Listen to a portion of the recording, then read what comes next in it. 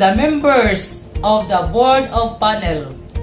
With honor and pride, we would like to present our action research entitled Google Classroom in the New Normal Education. This is Dr. Charlie L. Salve. This is Jason R. Bugtong. And this is Violi Cyril Sinit Bugtong. Good day. And this is the abstract of our study. Due to the call of time brought by the COVID-19 pandemic, the teaching learning modality in Lahug Night High School particularly has to shift from the face-to-face modality to the distance learning through the printed modular and offline digital modular. In oral communication class of grade 11, the Google Classroom was used as an intervention for an effective teaching learning delivery.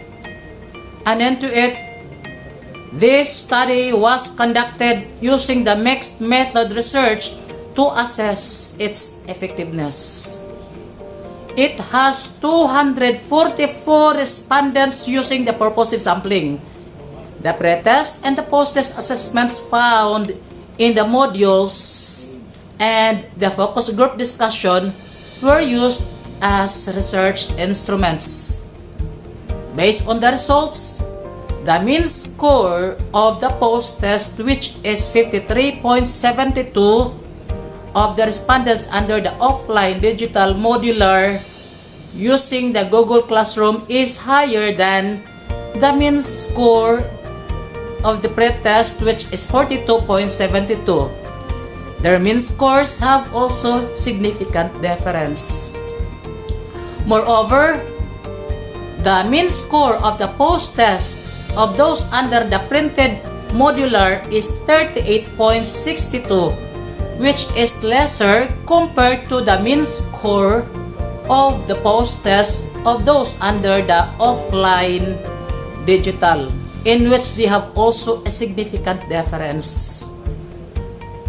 Generally, using the Google Classroom in the teaching learning through modular delivery is effective. The researchers then recommend that the Google Classroom should be used in other subjects. However, it is dependent to the internet connections. Now, this study is about the use of the Google Classroom as an intervention for an effective teaching learning delivery in oral communication subject through the offline digital modular modality.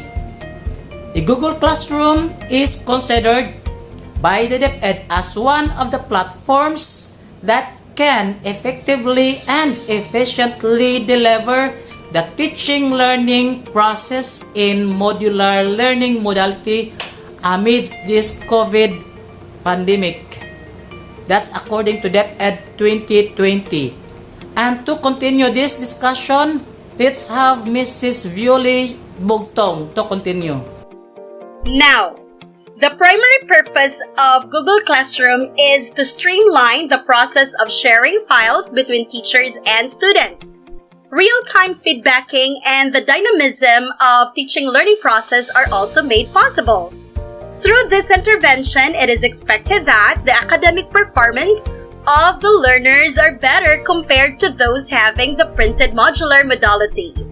So this study is conducted to assess the effectiveness of Google Classroom in the distance learning modality of oral communication subject among the grade 11 senior high school students of Lahug Night High School, North District 3, Division of Cebu City in school year 2020 to 2021.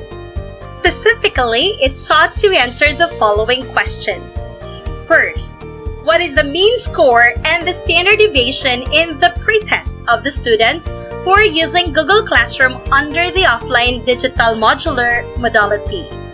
Second, what is the mean score and the standard deviation in the post-test of those students who are using Google Classroom under the offline digital modular modality?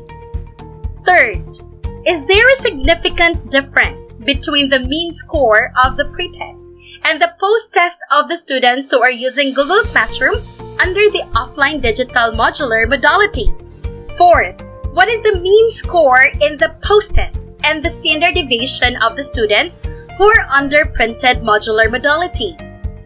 Fifth, is there a significant difference between the mean scores of the post-test of the students who are using Google Classroom under digital modular modality and those under printed modular modality? Sixth, what are the challenges and opportunities experienced by the students using Google Classroom? Seventh, based on the findings, what intervention plan can be proposed? So here are our hypotheses. First, the mean scores of the pretest and the post-test of the students who are using Google Classroom under offline digital modular learning modality have no significant difference. Second, the mean scores of the post-test of the students who are using Google Classroom under offline digital modular modality and those under printed modular modality have no significant difference.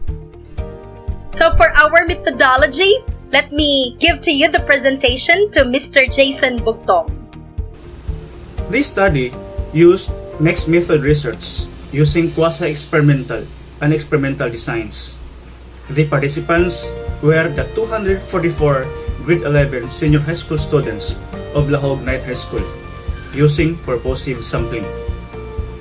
The pretest and the post-tests found in the oral communication modules and the focus group discussion were the research instruments used in the study. To analyze the data, the t-test paired two sample for means statistic and the t-test of two sample assuming an equal variances for means using spreadsheets were used. For the findings and results, it was found out that the mean score of the post-test of the respondents who used Google Classroom under offline digital modular modality is equal to 53.72, which is greater than the mean score of the pretest, which is 42.72. And their corresponding standard deviation is equal to 9.90, which is lesser than 15.66. When the two means were compared using the paired sample tests, it was also found out that the p-value is equal to 0, which is lesser than the set alpha level of 0.05.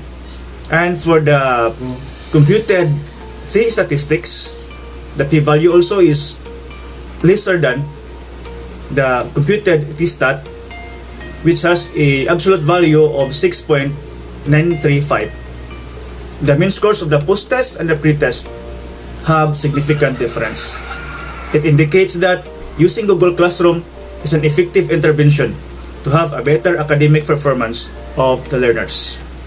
With the post-test also of the printed modular respondents compared to the respondents who are under the offline digital modular using Google Classroom, it was also found out that the mean score of those who are having printed modular is equal to 38.62, which is lesser than the mean score of those having offline digital modular modality using Google Classroom.